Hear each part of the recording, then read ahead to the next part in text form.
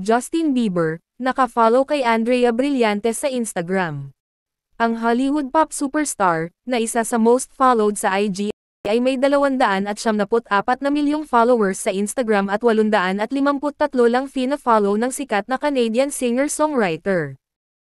Sa mangilan-ngilan na fina-follow ni Justin, ay kabilang narito, ang negosyanteng aktres, na si Blythe. Ang Gen Z Queen ay may 14.3 million followers sa Instagram, at kabilang siya, sa may most beautiful face noong 2024.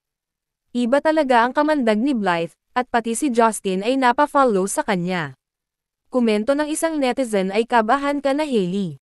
Si Andrea ay nasa relasyon ngayon, sa dating San Beda University basketball player, Sam Fernandez. Naging karelasyon din niya si Richie Rivero, na isa ring basketball player noong 2022 at nagtagal lang ito ng 2 taon. Nagsimula ang karera ni Andrea Brillantes, nang siya ay 7 taong gulang lang bilang commercial model. Kalaunan ay naging parte siya, sa sikat na kids show na Going Bulilit. Si Blythe ay hindi lang magaling na artista, kundi isa ring business-minded. Sa edad na 19, ay nailunsad niya ang kanyang makeup line na Lucky Beauty. Siya ang pinakabatang celebrity sa Pilipinas, na naging CEO.